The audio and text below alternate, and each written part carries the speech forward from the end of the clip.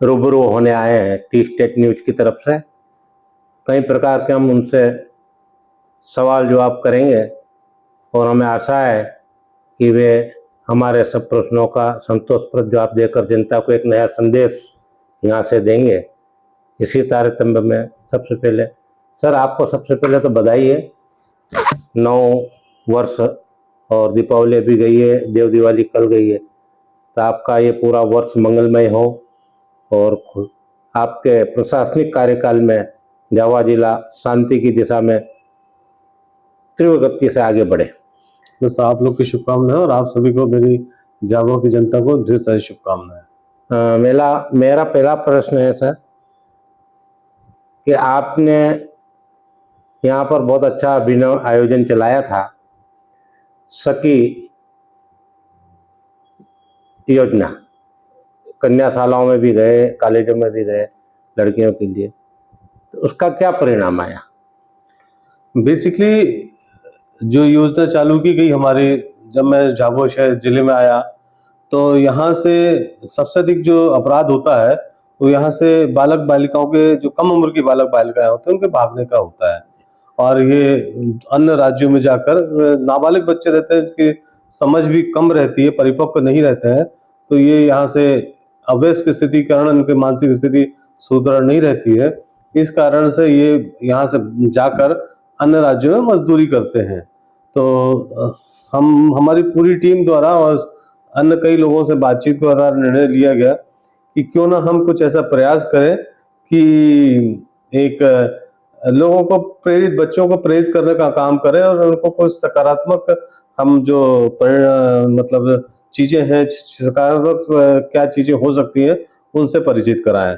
तो लगभग 30 जून के पश्चात हमने ये अपनी एक योजना चालू की और उसका परिणाम ये रहा कि लगभग 200 से अधिक स्कूलों में हमारी टीम जा चुकी है और 30 गांवों में गई है। इसी तरीके से विभिन्न थानों के कई गांवों में जो दूरस्थ के अंचल है वहां मैं भी गया और कुछ स्कूलों में भी मैं गया हूँ। और शहर में भी अभी मैं लगभग 3 वार्ड कंप्लीट कर चुका हूँ।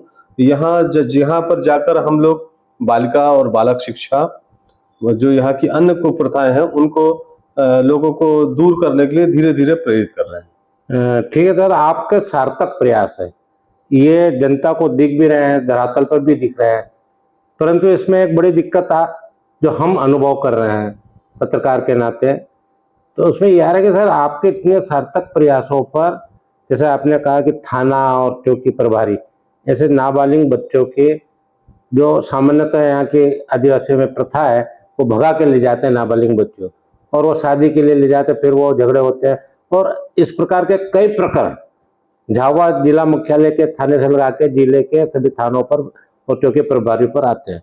तो इस ऐसे प्रकार के प्रकरणों में कितने आरोपी पॉक्स, वो कौन सा कानून जो बना है महिलाओं के लिए, उसके तहत कितने प्रकरण अभी तक बने हैं?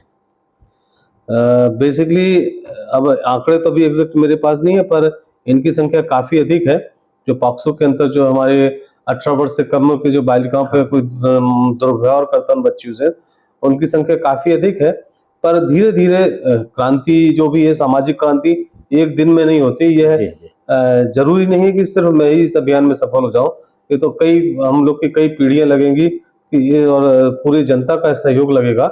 धीरे धीरे यह कुप्रथा दूर होगी और अभी इसके परिणाम काफी मतलब अच्छे भी देखने मिले हैं। ऐसा भी नहीं है कि कुछ बच्चियां, अभी हमारी टीम जब उनसे लगातार संपर्क करती है, वो लगातार स्कूल भी जा रही हैं। जो आई हैं बच्चियां, वो स्कूल भी जा रही हैं और उनमें सुधार भी आया है। तो मैं ये कहना, एक आंकड़ों से मैं ना लूं, इनकी संख्या तो निश्चित बहुत अधिक है, पर सुधार भी निरंतर हो रहा है।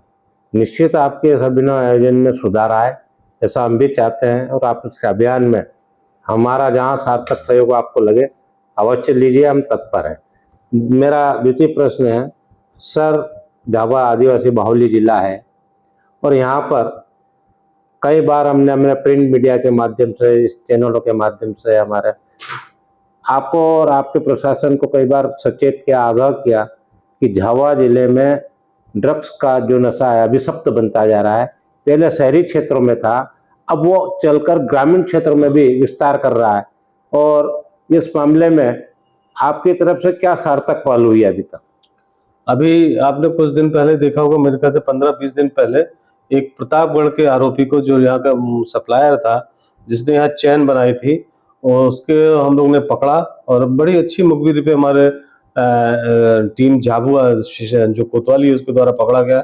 इसमें एसडीओपी की भूमिका बहुत अच्छी रही, टीआई कोतवाली की भूमिका बहुत अच्छी रही।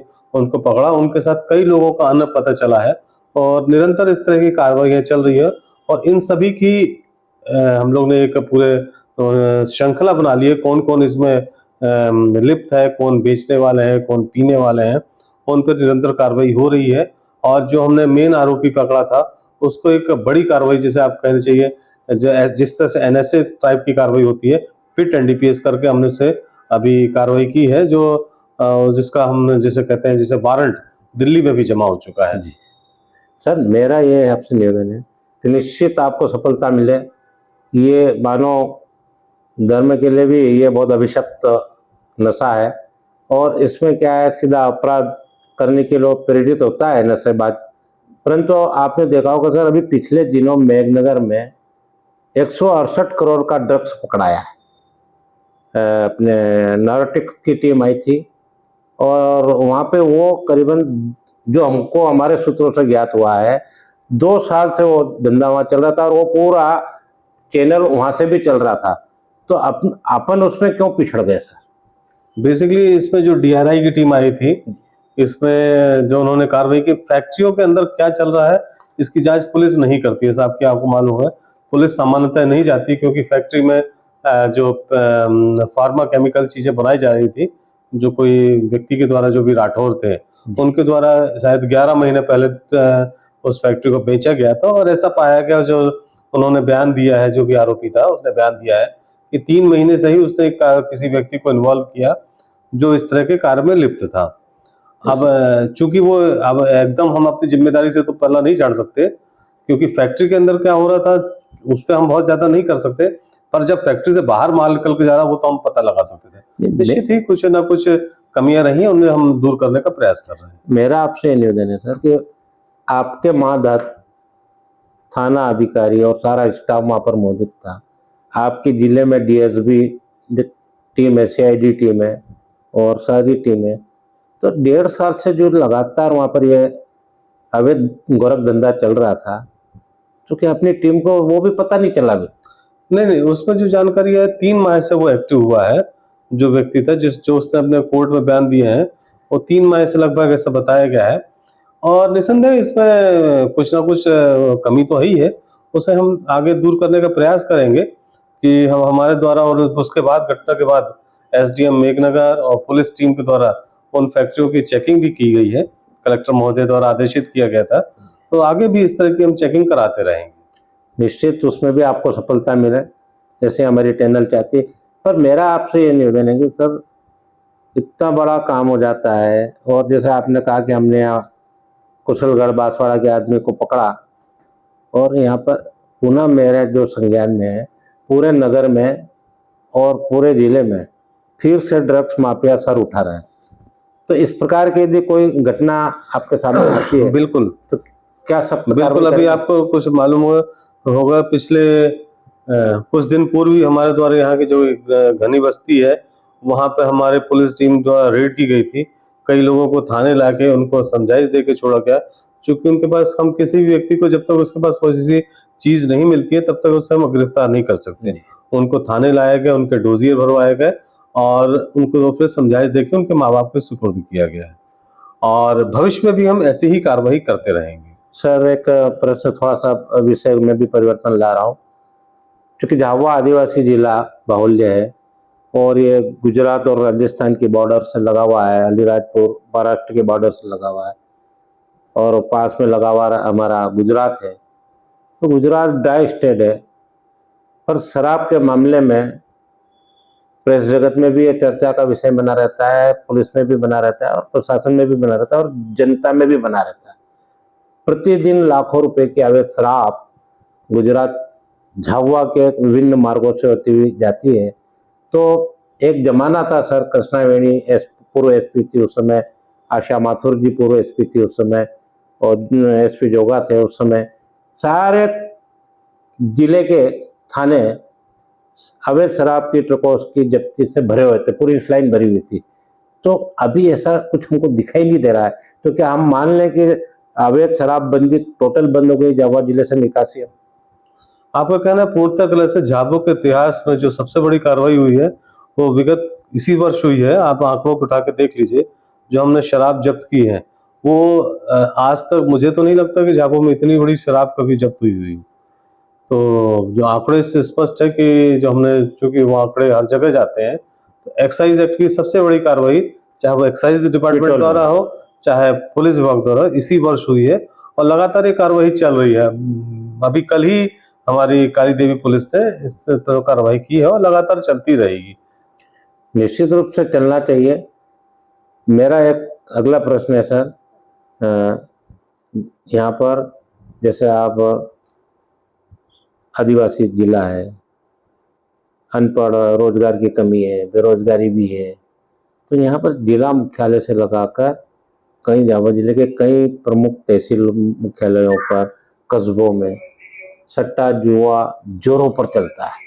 और कुछ तो ऐसे स्थान है कि कुछ धन्ना सेठ जुड़े हुए हैं सट्टे से, जिनके फार्म हाउसों पर, जिनके बड़े बड़े स्थानों पर, खेतों पर इस प्रकार का बाहर के लोग, राजगढ़ है, सरदारपुर है, इंदौर है, रतलाम है, गुजरात के हैं, जिले के बड़े बड़े धन्ना सेठ वहाँ पर जुआ सट्टा करते हैं और प्रतिदिन लाखों का लेन देन होता है। तो ऐसी बड़ी कार्रवाई आप कब करने जा रहे हैं उनके खिलाफ? नहीं, ये तो मैं नहीं कह सकता कि किसके घर क्या चल रहा है, पर लगातार ऐसी कार्रवाई होती रहती है। अभी हमारे टीआई कोतवाली ने भी काफी बड़ी कार्रवाई की है। 2 दिन पहले राणापुर टीआई ने भी काफी बड़ी कार्रवाई की है। और किसी भी तरह के चाहे वो कोई भी क्राइम हो, उसमें पुलिस का कहीं इन्वॉल्वमेंट नहीं है।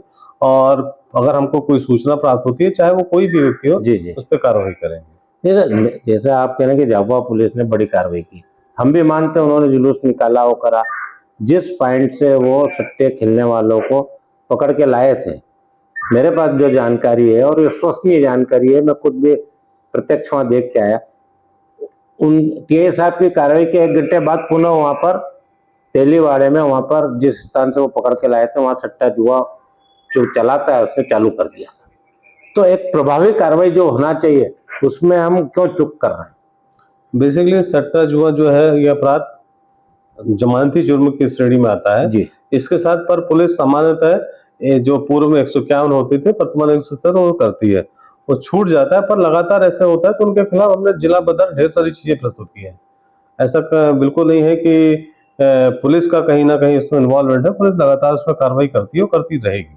सर अगला प्रश्न मेरा ये है कि चूंकि आदिवासी बाहुल्य जिला है और यहाँ पर सबसे बड़ी जो विवाद और शांति भंग करने की स्थिति, लॉ एंड ऑर्डर की स्थिति कोई कारण से बनती है, तो वो जमीन और जोरू 2 मुद्दे हैं। यहाँ पर 2 मुद्दों को लेकर ग्रामीण क्षेत्रों में इस प्रकार की अशांति का वातावरण बनता है, उनमें जब विवाद होता है। और विशेषकर वर्षा काल के दौरान जब फसल बोई जाती है और बोने का समय चलता है, उस समय जमीन के विवाद बहुत आते हैं। और बहुत विवाद आने के बाद वो या तो पुलिस से अपेक्षा रखते हैं, अनपढ़ जिला है, कानून का ज्ञान नहीं है, ऐसे स्थिति में सबसे ज्यादा उनको किसी पर विश्वास होता है तो पुलिस महकमे पर होता है। और पुलिस महकमा यदि उनको कोऑपरेट नहीं करता है तो फिर वो विवाद की स्थिति बढ़ती है और मर्डर तक हो जाते हैं। तो इस मामले में संज्ञान में आया कि सर इसमें पुलिस विभाग क्या कार्रवाई करने जा रहा है, क्योंकि पुलिस को तो संज्ञान में लेना ही पड़ेगा, क्योंकि हाँ।